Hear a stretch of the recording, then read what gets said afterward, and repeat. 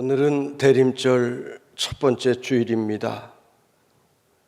대림절은 예수님의 오심과 다시 오심을 기억하고 기다리며 성탄절까지의 4주간 동안 우리의 죄악을 고백하고 예수님 맞을 준비하는 훈련의 절기가 대림절입니다.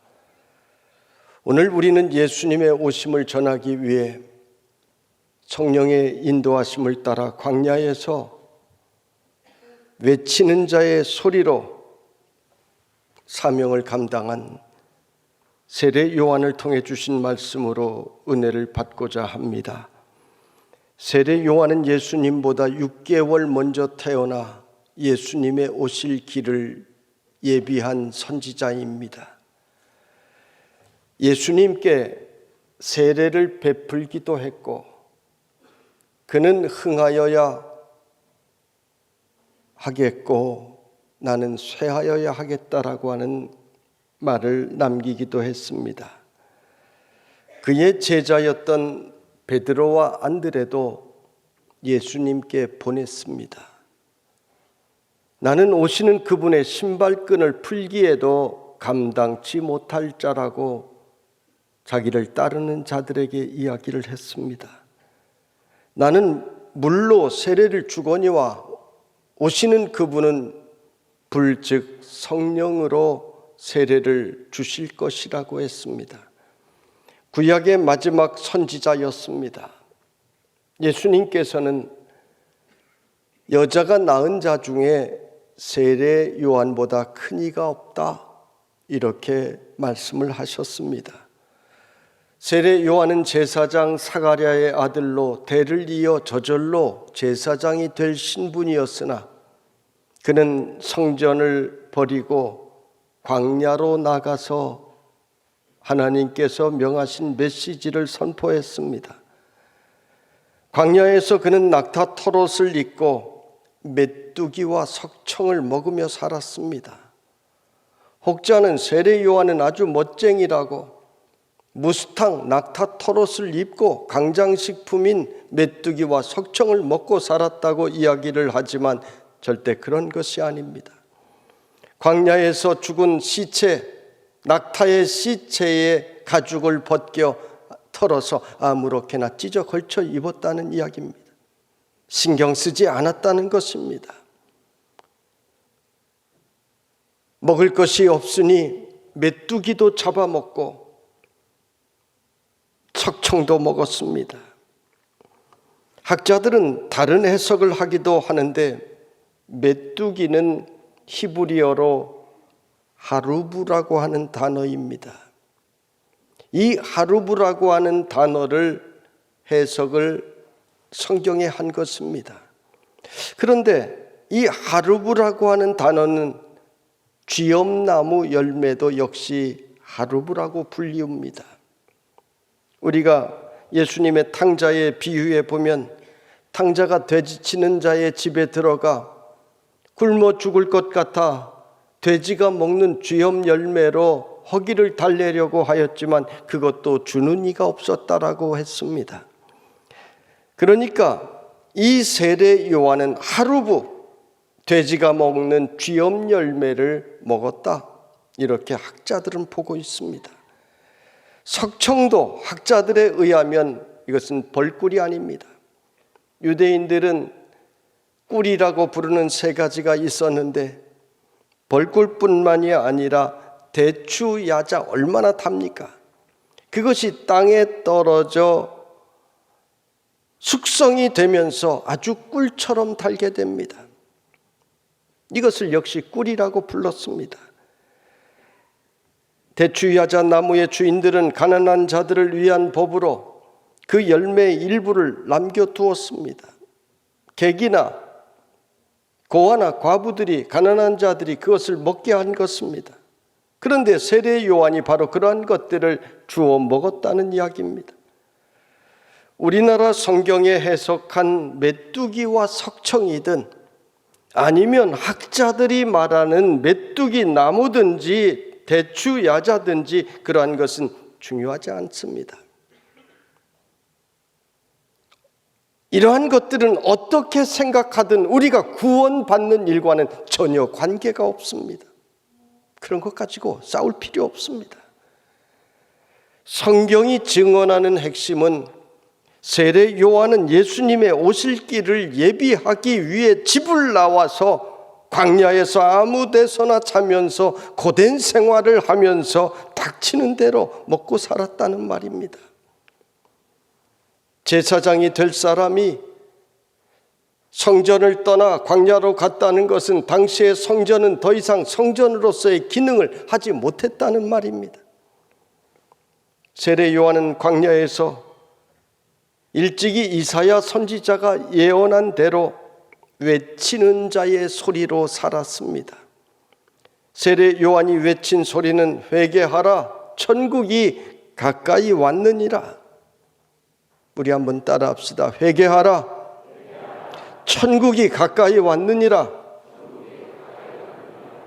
세례 요한 같아요. 세례 요한이 그렇게 외쳤습니다. 회개하라. 이 회개는 헬라어로 메타노이아라고 하는 단어인데, 이 회개라고 하는 말은 우리 크리스찬들이 늘 듣는 말입니다.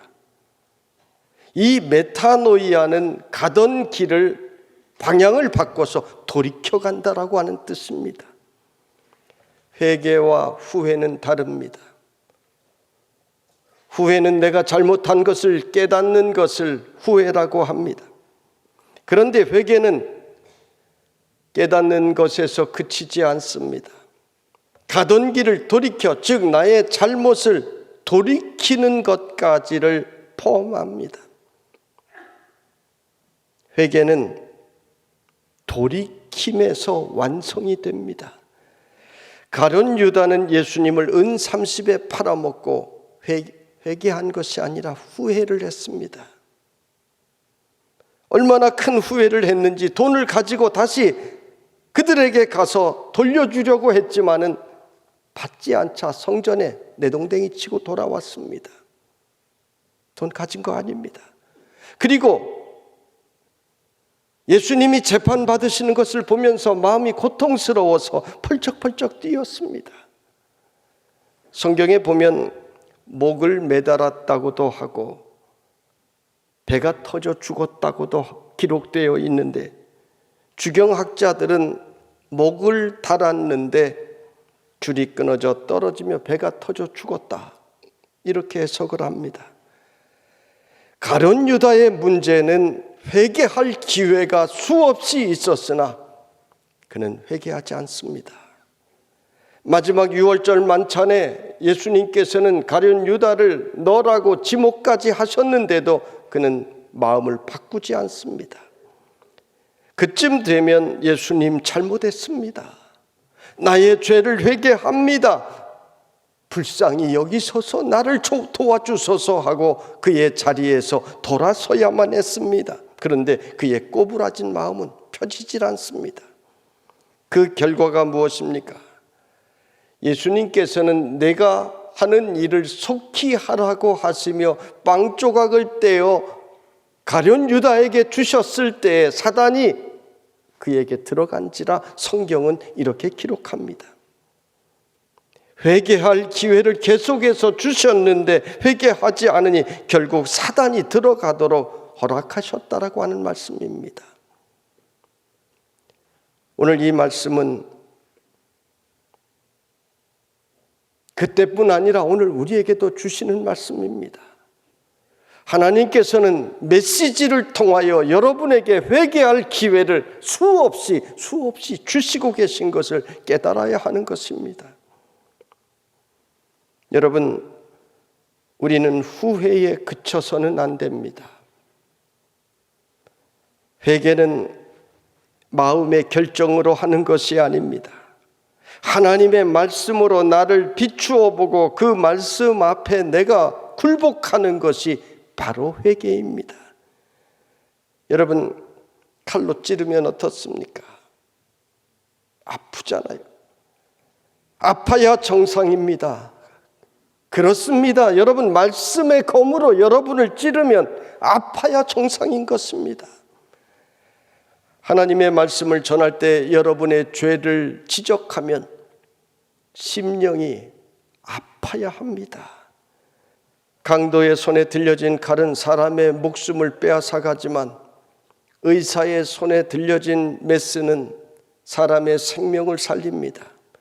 그런데 하나님의 말씀의 검은 여러분의 죄악을 수술하고 새 사람으로 변화시켜 주시는 능력이 있는 것입니다. 세례 요한은 헤롯 대왕과 대제사장의 딸 미리암네의 아내 헤로디아와 간음을 한 것을 지적을 했습니다. 이것을 하나님의 말씀으로 듣고 회개하며 아파했으면 좋았겠지만 헤롯은 오히려 분노하여 세례 요한을 죄까지 것이 하면서 감옥에 가둡니다. 또 한편 헤로디아는 분을 품고 딸을 시켜 그냥 두지 않겠다. 세례 요한의 머리를 잔칫날 소반에 담아오도록 시킵니다. 세례 요한은 그렇게 순교를 했습니다. 이들은 회개하지 않으니 더 큰 죄악의 열매를 맺게 되고 만 것입니다.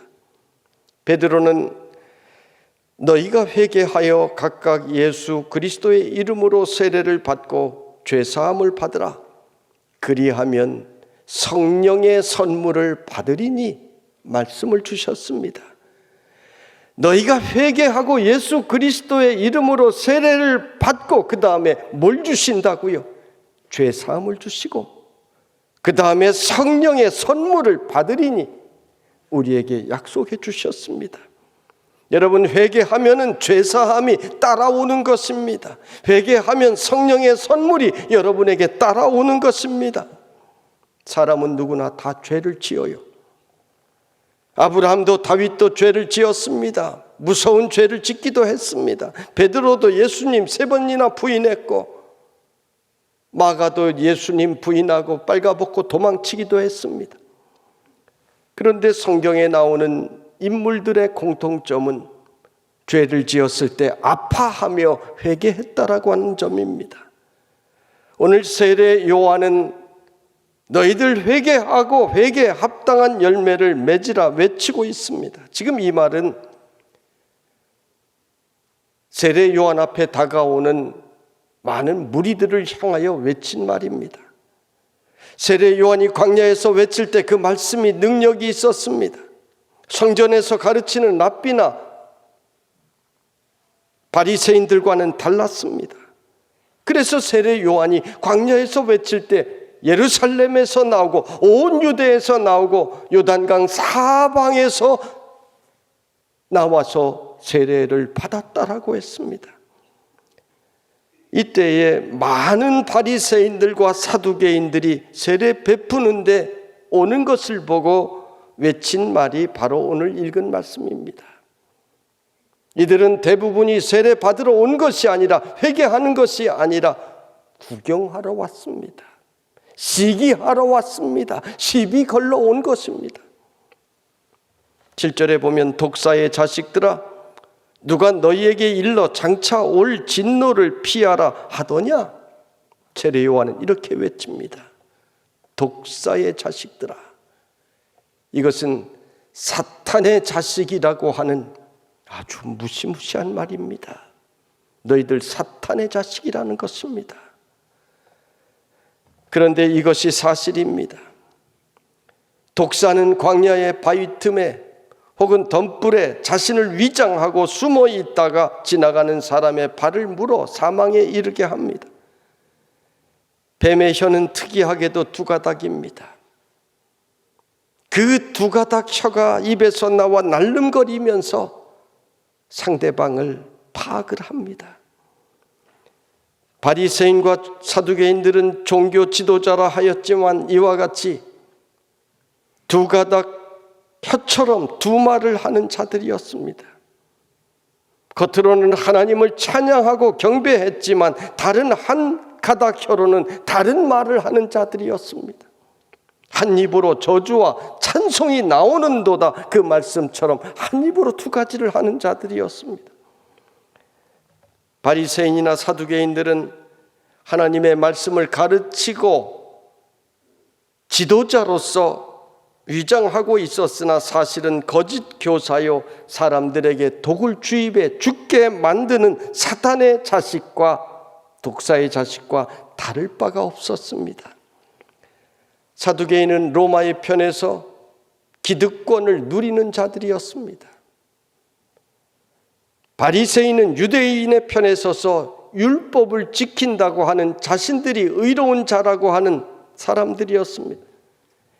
이들은 하나같이 하나님을 믿는다고 백성들 위해서 지도자 행세를 했지만 실제로는 백성들을 위하는 사람들이 아니었습니다.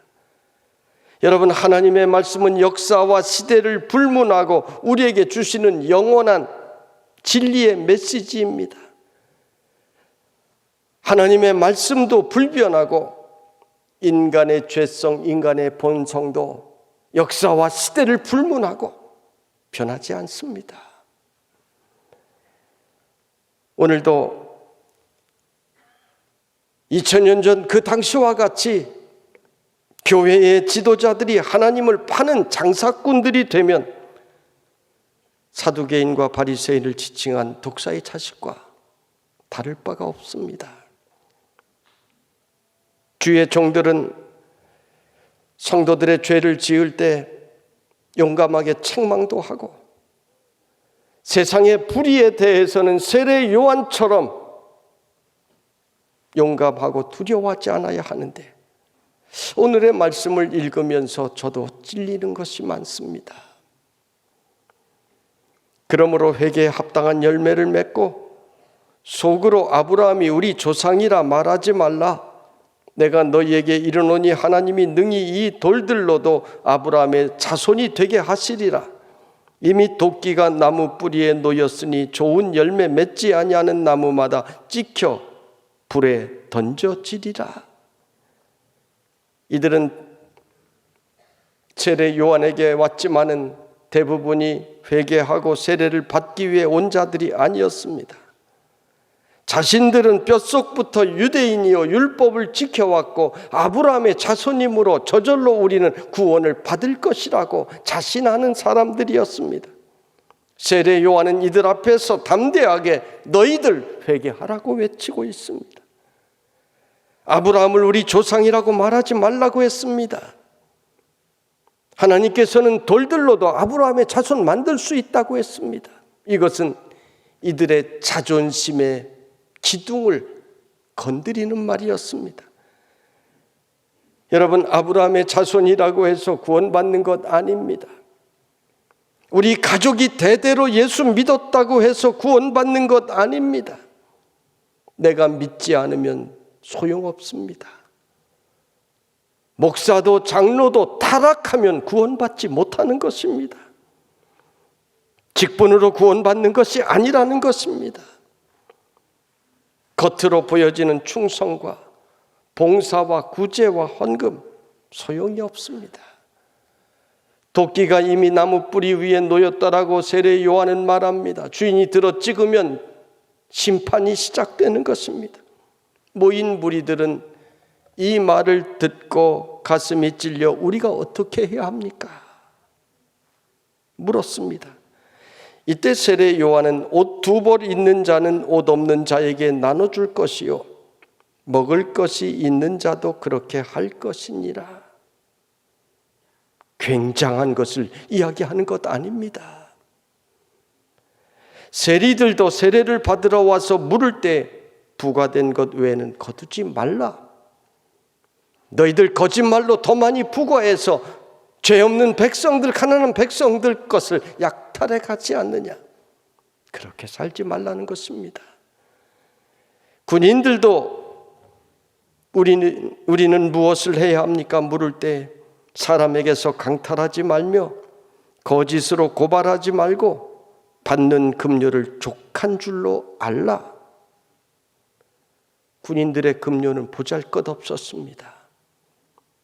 그래서 그들의 힘을 이용하여 백성들을 약탈하고 또는 강제로 흉계를 꾸며서 이들에게 돈을 받아내기도 했습니다. 그렇게 하지 말라는 것입니다. 적으면 적은 대로 그렇게 정직하게 살라는 것입니다. 옷이 없어 헐벗은 자를 보면 내가 옷 2벌이 있으면 그거 감춰두지 말고 나눠주어서 추위에 떨지 않도록 해라. 먹을 것이 없어 내 옆에 굶어 죽어가는 이가 있으면 욕심 부리지 말고 먹을 것도 그렇게 나눠주라. 어려운 이야기가 아닙니다. 군인들 그저 족한 줄 알고 남의 것을 힘으로 강탈하지 말고 세리도 정한 것 위에 더 받지 말라는 것입니다. 바리새인들, 사두개인들이 자랑하는 것처럼 11조를 드리고 금식기도 하고 남들 보는 데서 구제하고 그런 것을 세례 요한이 말한 것이 아닙니다. 회개하였으면 나의 삶의 자리에서 회개의 열매가 맺혀야 한다는 것을 말씀합니다. 오늘의 기독교는 기독교인답지 않은 기독교인을 양산해 왔습니다. 내가 예수 믿습니다. 입으로만 고백하고 시인만 하면 구원받는 것으로 가르쳐 왔습니다. 이것은 또 하나의 율법주의입니다.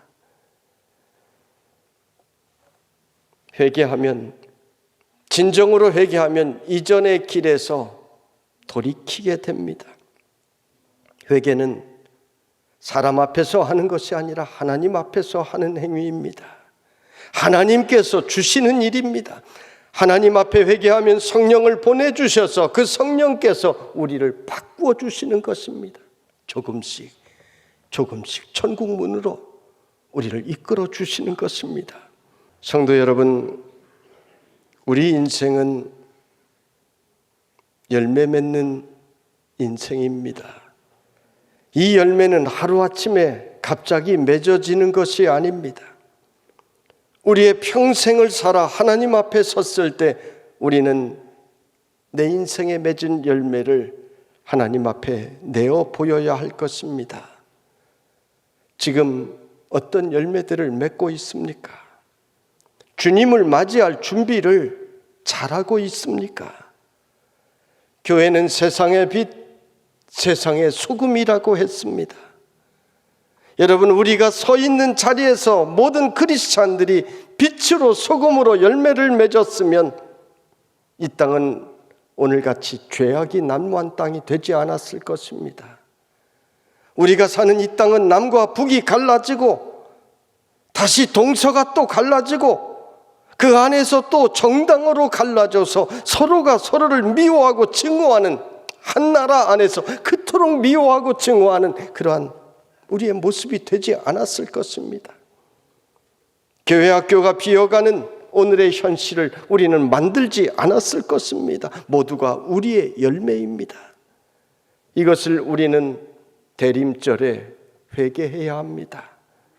성도 여러분, 이번 대림절에 나의 삶을 돌이켜보고 내 열매가 회개에 합당한 열매인지를 돌이켜보는 이번 대림절이 되시기를 주님의 이름으로 축원합니다.